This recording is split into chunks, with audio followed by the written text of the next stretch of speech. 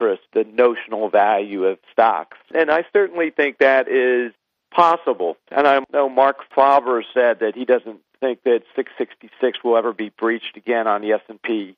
I'm not quite of that same view. I do believe that we will still have another significant leg down, and I do believe that we could eventually reach 400 on the S&P. In a year, 2 years, 3 years, certainly the inflation support from this money printing, once velocity picks up again, will help the Dow. However, I do believe that the Dow will fall to 400.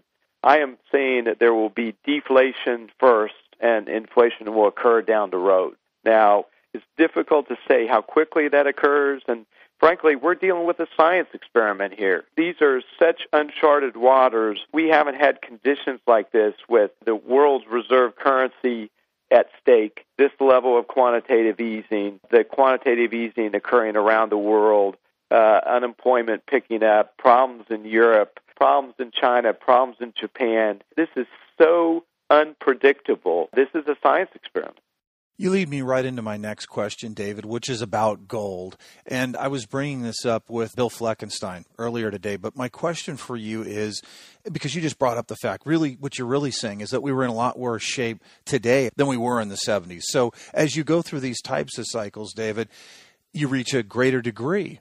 So when you look at the 850 high, even in inflation-adjusted terms on the U.S. side, we could take that out because of the conditions we're in today, could we not?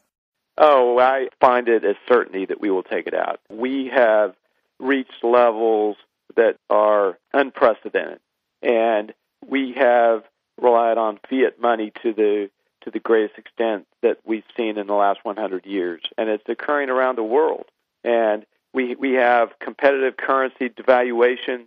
Countries don't want to see their currencies inflate, and therefore they're trying to deflate their own currencies. And the reason that gold goes up is gold is the one currency that does not have a constituent interest group where they are employed, where they are hurt by it levitating. If the euro goes up too much, the unions gripe. If it happens in Canada, it hurts their trade, and they complain, et cetera, and they move against it. Therefore, in this kind of an environment, just like in the 1930s, there's competitive currency devaluation, and that's why gold does so well in this type of environment.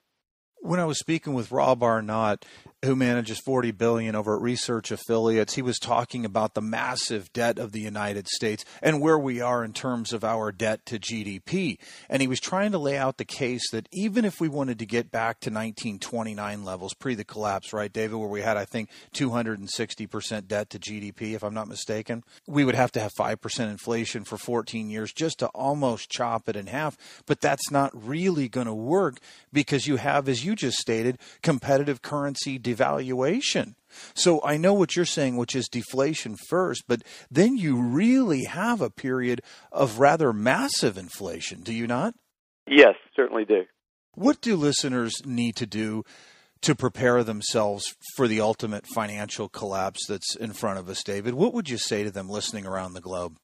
I would say your listeners should hold gold and silver first and foremost. They should hold quarter-ounce coins of gold. They should own bars if their financial situation allows it. They should own silver coins. They should really consider themselves like a squirrel before going into winter, where store your nuts, and therefore save your money, try to cut your lifestyle back, take care of your health. On the stock side, invest in reading and understanding the economic scenario that I've outlined. Listen to all the Eric King broadcasts, because you guys are doing a phenomenal job of getting these points out to people, so kudos to you. Go to the prudentbear.com website, read some of Doug Nolan's commentary, then make up your own mind. But then I would say it should be a dramatically reduced equity exposure. Consider a negatively correlated investment in either a bearish mutual fund, owning puts, but certainly hold gold.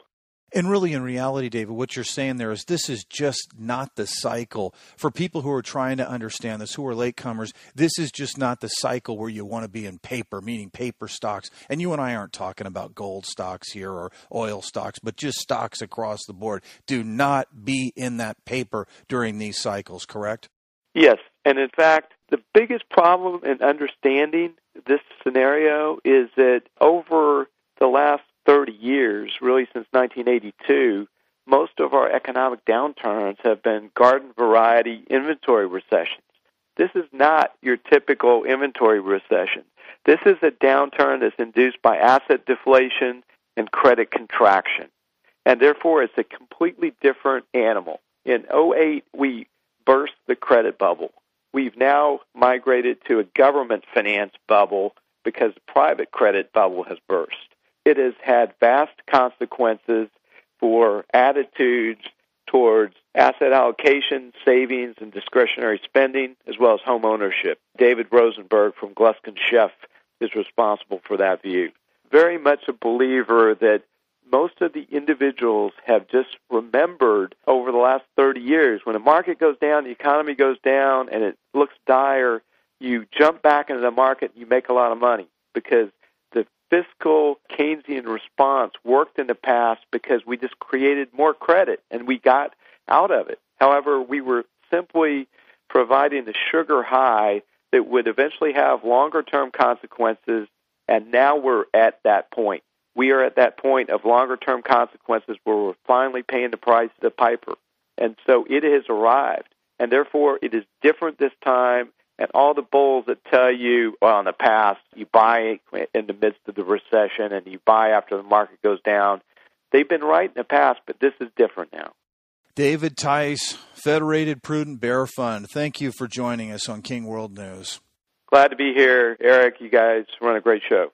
Thank you for joining us at KingWorldNews.com, and be sure to hear the special year-end interview with the legendary Jim Sinclair, which should be pre-released this coming Monday. And to all of our listeners, we would like to wish you and your family happy holidays from everyone at King World News.